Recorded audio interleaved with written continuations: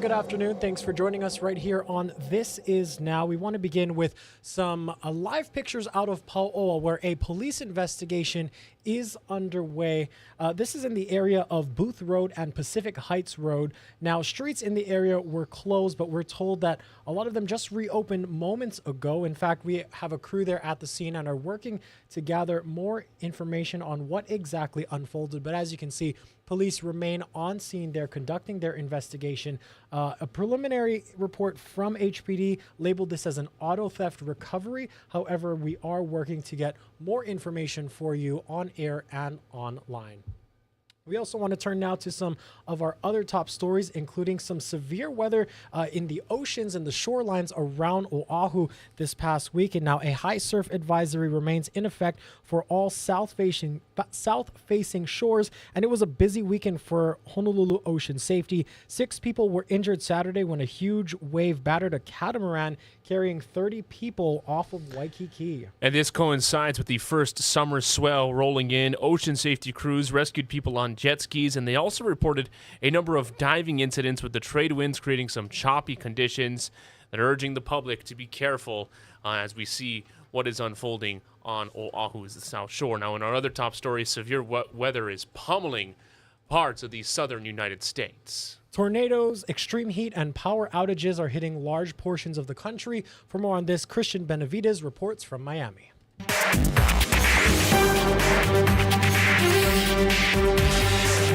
This massive tornado tore through 3 miles of Johnson County, Indiana on Sunday.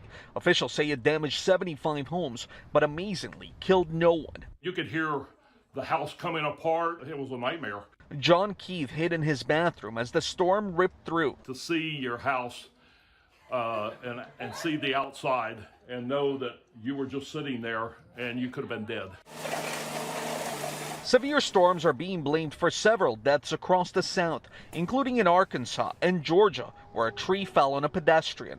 The weather knocked out power to thousands, leaving residents across the South without the ability to cool off, as they also deal with dangerously high temperatures.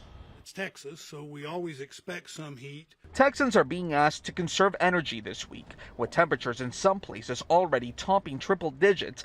ERCOT, which runs the state's electrical grid, says it's prepared to handle the surge. ERCOT's anticipating peak demand records getting set every day this week, potentially. At Palo Duro Canyon State Park, officials are asking hikers to take extra precautions. The canyon floor actually gets incredibly hot. Just the other day, last Wednesday, it got to 140 ground temperature. And up in Canada, smoke from the wildfires consumed Montreal, while also reducing the air quality in parts of the upper Midwest. Christian Benavides, CBS News, Miami. And a first alert in our local weather. In addition to the high surf, forecasters are monitoring activity in the far eastern Pacific. The National Weather Service says an area off the coast of Mexico has a 40% chance of forming into a cyclone in the next 48 hours and a 90% chance over the next week. Now, right now, we're not expecting this to impact us anytime soon, but rest assured, we'll keep a close eye on this and keep you updated. Guy Hoggy will have your full forecast coming up in just a few minutes. The family of a teenager shot in West Oahu last weekend believes they're witnessing the miracle they've been praying for. Eddie Dowd has the update. It's been a week since 17-year-old Richiana de Guzman was shot in the head in Ma'ili, and she remains on life support at the Queens Medical Center. The family of the 17-year-old has been camped outside the hospital as she continues to fight for her life. The family gave us these pictures to show the progress she has made. They say in the last few days she has been able to respond to voices by moving her body and eyes. Her mother says when she was first brought to the hospital, doctors discussed the grim possibility that the Guzman may be brain dead. She says 1 week later, their talks now focus on potential recovery. All signs and all miracles. I'll take every little miracle that I can, and I'm gonna be grateful for it. No matter what the outcome is, that's God's will. He get the last say on her life, and whatever he chooses, I'm okay with it. Meantime, HPD is still looking for the suspect in the case. He is described as a local male in his 20s to 30s, last seen wearing all black clothing. And the family says they are very grateful for everyone who has stopped by to drop off food and join them in prayer as they keep the faith for recovery. Eddie Dowd, Hawaii News Now. Honolulu police are investigating an apparent road rage incident involving a gun. 48-year-old Nadine Choi Fu is suspected of threatening 3 other women on Nimitz Highway at around 1:45 yesterday afternoon. The women told police they feared for their lives. Fu was arrested about an hour later. She faces a first-degree terroristic threatening charge. And on Hawaii Island, a man has been charged in a Hilo double stabbing. Hawaii Island police say late Tuesday, 42-year-old Kunia Hassard approached a woman near a business on East Maka'ala Street. He then allegedly slashed her arm and then stabbed a man who came to her aid. Authorities say Hassard then stole a bike and fled the scene. Police found and arrested him Thursday. He was charged with 2 counts of assault and theft. His bail is set at $52,000.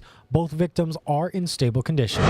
New at noon, a Puna man has been charged with attempted distribution and possession of fentanyl and the drug PCP. The prosecuting attorney said 46-year-old Guy Lawrence Harper was arrested and charged after receiving a postal parcel at the Kea'au post office. Harper is scheduled to make his initial appearance in Hilo District Court this afternoon. He remains in custody in lieu of $85,000 bail. The thieves stole a brand new food truck just a week before it was set to start operating. Check out this surveillance video that shows a rental van towing the food truck out of its Waikiki lot early Friday morning. The truck is valued at $150,000 and it was parked near Waikiki Beach. The owner is asking anyone with information to come forward and locate the stolen vehicle. Still now it's the 24th and we can't even find this thing. I mean, I don't know what to say. We're probably going to, just my company that never even started, I'm going to go bankrupt like this. The owner tells us he just signed a 2-year lease for the spot at more than $10,000 a month.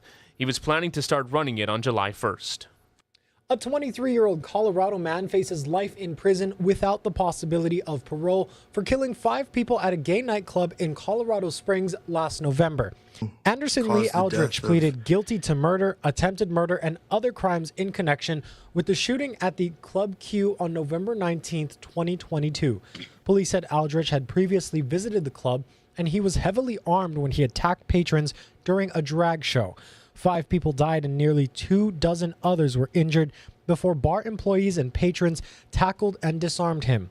Aldrich, who identifies as non-binary, pleaded no contest to bias-motivated crime charges.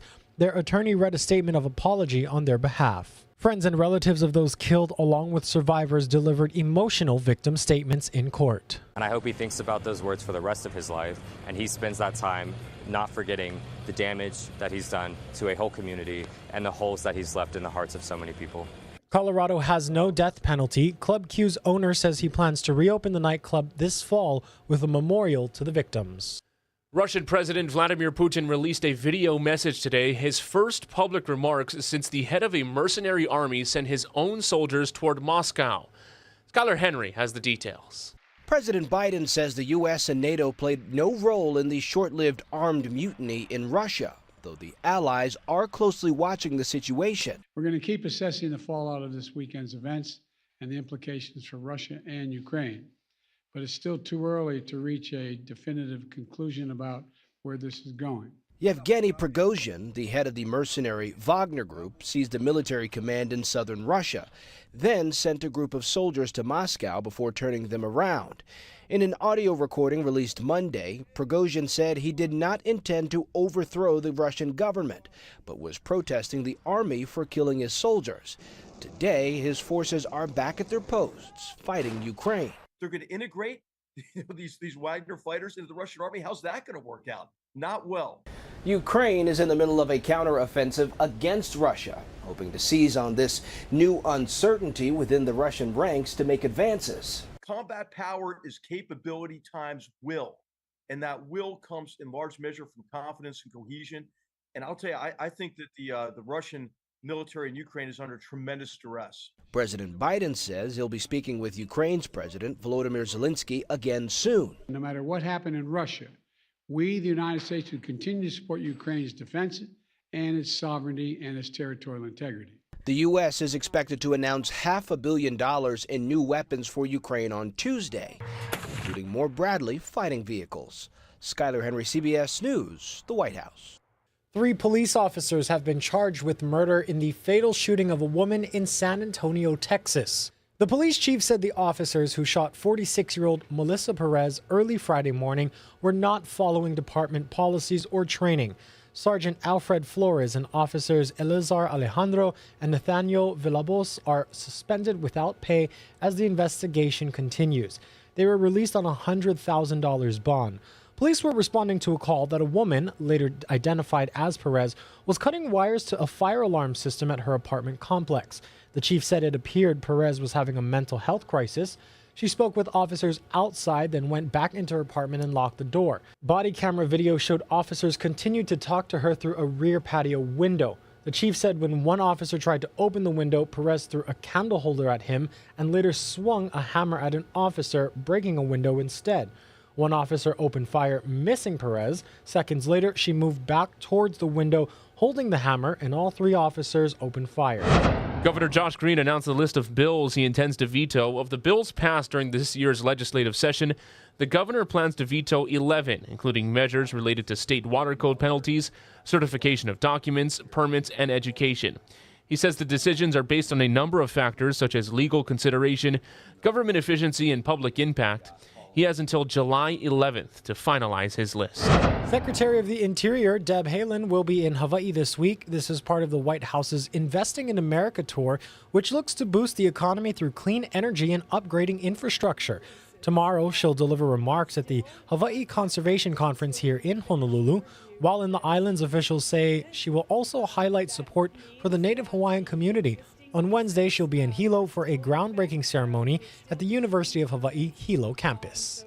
An important wildlife habitat on Oahu is celebrating a huge milestone. Now, Kaena Point Natural Area Reserve is marking 40 years as a protected resource. Our Casey Lunn takes us there. Aloha from Kaena Point, a beautiful day up here. The Natural Area Reserve celebrating 40 years. And in those 4 decades, a lot has changed to make this place a lot more habitable for some of the wildlife here. I want to start with Marigold Zoll. She is the Oahu branch manager for the Division of Forestry and Wildlife through DLNR. I want you to take us back prior to 1983, before this became a designated natural area reserve. This was kind of an abused part of Oahu, correct? Right. It had a long history of the rail coming through it, military presence, vehicles running all over the place in the sand dunes. It was really a disturbed habitat. The dune ecosystem was completely destroyed. And what has changed since then? And what are we celebrating now at this point? So we're celebrating the return of the coastal habitat with this long active management over the last 40 years. Taking care of the invasive plants, the invasive animals out here. A lot of the plants have come back, and with it, the nesting seabirds, endangered plants. And a lot of nesting seabirds now. Right, a lot of them, 30,000. Celebrated. And I want to talk a little bit about some of the partners that DLNR has in that conservation and that management. And Pacific Rim Conservation, Dr. Lindsay Young is with us, the director. Tell us a little bit about your role here in managing this area. Sure, thank you. Yeah, so I've been fortunate enough to work at Kaena Point for the last 20 years in concert with DLNR, and I focus almost exclusively on seabirds and then some of the invasive predators, and have watched the colony in 20 years, which started in the early 90s, go from about 20 nesting pairs of albatross, a couple hundred shearwaters, to more than 14,000 pairs of shearwaters, 100 pairs of albatross. And so it's really exploded, and that's a testament to the management that has been going on. We've made it a safe place for the plants and animals to really thrive, and it demonstrates that the management works. Yeah, I think both of you said that doesn't happen by accident. It takes that really proactive approach. And I want to ask you, if folks want to get involved, learn more about your organization, or even donate to the Natural Area Reserve system through the state, it really does it takes a village almost, yes, right? Exactly. Teamwork makes the dream work is what we often say, and so people with different areas of expertise partner together, and we can all make this a place that thrives. Yeah, beautiful. And again, this area being featured on the Today Show on NBC, so pretty special. I want to thank you both for being with us today. Again, we have the link to the Natural Area Reserve donation site through the DLNR, as well as Pacific Rim Conservation online at hawaiinewsnow.com. Look for the As Seen on Sunrise tab. For now, we'll send things back to you. Well, a popular Oahu hike is temporarily closed to the public starting today. Crews will be beginning a 5-day improvement project for the Manoa Falls Trail, which sees about 200,000 people every year. All those feet, mixed with Manoa's wet climate, have led to trail degradation and uneven paths over time. Officials say the work will help improve the experience for future hikers and help sustain the paths for future use. It's hoped the trail will reopen by Saturday. Also off limits for hikers tomorrow, the Coco Crater Tramway Trail. The city will be continuing its work to demolish and replace the World War II-era metal platform at the summit. A new steel structure designed for recreation is being put in its place. Tomorrow is the third of 4 scheduled workdays for the project, with Thursday anticipated to be the final closure date. All right, let's give you a look outside right now from our camera looking over the Honolulu Airport runway right now. You can see the wind shaking this camera right now. That really is a continuation of what we saw this weekend with the strong gusts and the high surf. Again, that high surf advisory remains in effect for Oahu's South Shores. And will that be staying in effect through the work week? Let's check in with Guy Hoggy.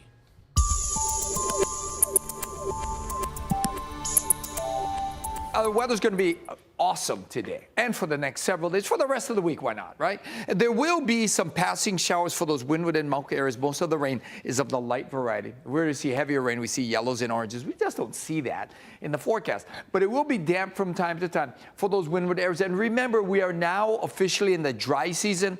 Some areas of the state already suffering from drought. So whatever rain comes in, we'll gladly take, we'll savor, and we'll appreciate. So breezy winds, a few scattered showers. We might see a bump up in the showers for those windward areas tomorrow and Wednesday, right? But those breezy winds are going to run firm through tomorrow, easing up a skosh Wednesday, Thursday, Friday. But we will still have trade wind conditions and lots of sunshine. So the high temperatures running to 88 degrees, maybe even beyond that for some leeward areas. And then on Saturday, the winds back down a little bit. So over the weekend might be a little bit, sticky. And keep in mind that high surf advisory goes on at least until tomorrow morning for all South Shores. Thank you very much, Guy. Well, as summer picks up, experts are forecasting a record-setting travel weekend with 4th of July approaching. Ivan Rodriguez has the numbers. The 4th of July travel weekend kicks off on Friday, and more than 50 million Americans are expected to travel, setting a record for the holiday. Independence Day is just around the corner, and the travel forecast is said to be hot. AAA is predicting that nearly 51 million Americans will travel for the 4th of July weekend, and that's an all-time record for us. AAA's blockbuster forecast predicts that of those 50.7 million travelers who will venture more than 50 miles from home, more than 40 million will go by car. Friday is going to be the worst day for driving because everyone's going to be on the road at that time. So you can leave Thursday night or Saturday morning. That would be ideal. And with gas prices holding steady, spokesperson Andrew Gross doesn't anticipate much pain at the pump. As oil prices have dropped, the price at the pump has dropped too. So whereas last year people may have been paying $4.80 to $5 a gallon, now they're going to be paying $3.50 or less in most places. But the same can't be said for the record 4.2 million flyers set to take off this weekend. Airfare is up as much as 50% over last year. To avoid the inevitable trouble in the terminal, Gross says to travel early, travel light, and stay informed. Get to the airport on time, have the airlines app on your phone so you can check and see if there are any gate changes. And if you've got more travel plans ahead, be prepared. This season isn't cooling down. I think this is a real scene setter for what we're going to see for the rest of summer. If the 4th of July is really packed, then probably the rest of summer travel is really going to be robust. Other modes of transportation are also on the rise this year. More than 3 million Americans are expected to travel by train, bus, or cruise over the long holiday weekend. That's a 24% increase over last year. In Atlanta, I'm Ivan Rodriguez.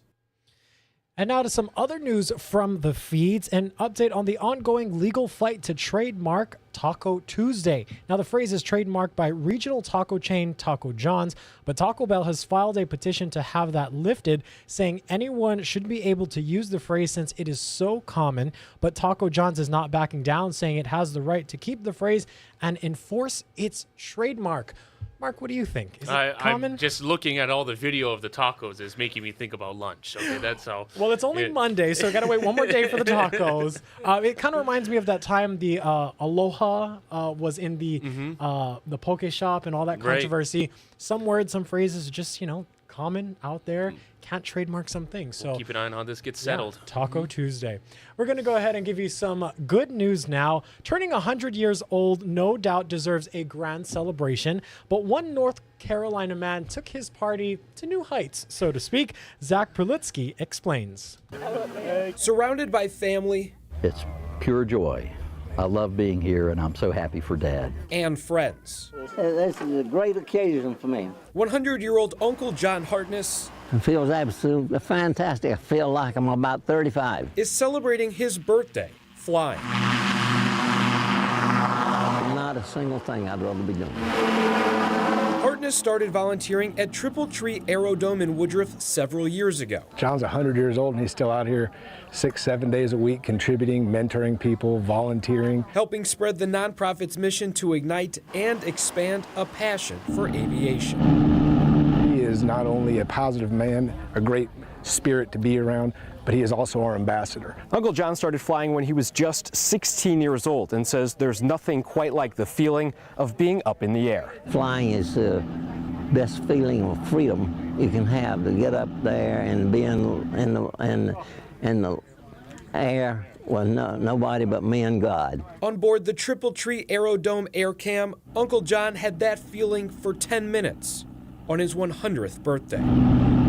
His mother lived to be 100, and she continued playing the piano and doing other things after her 100th birthday. So flying has always been Dad's music.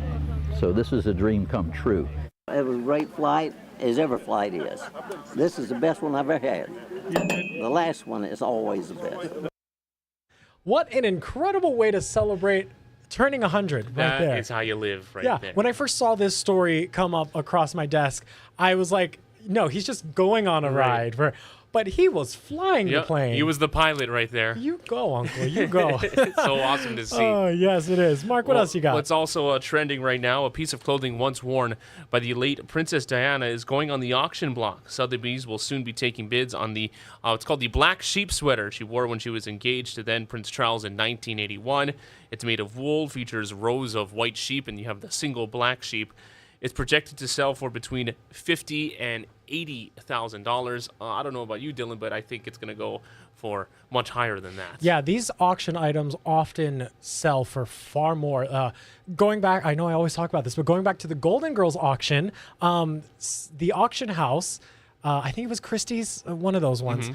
They severely underestimated everything. They thought the director's chairs, sweater, anything from the set of Golden Girls. The Betty White estate auction. They thought it was only going to rake in $20,000. Things sold for like $70,000. It was insane. Yeah. The scripts alone, at least $50,000. Well, when you put it out there, right, and you really get to see the public interest really picking things up. There is a lot. That's what kind of ups the value. Yeah, right? for sure. We're going to go ahead and end today with a live look out at Hilo, Coconut Island, a beautiful day there. For everyone back here on Oahu, we want to remind you that coming up this weekend is your weekend to ride the rail for free. June 30th, big day. Big day. So if you haven't already got your holo cards, go ahead and pick those up. You can pick them up at a number of locations, including 7-Elevens. I know Pearl City in Zippy's Pearl City, they got a few cards there. So go ahead and pick up your holo cards and check out the rail. Again, that's happening this weekend. Tune in again. First at 4, Mark is back.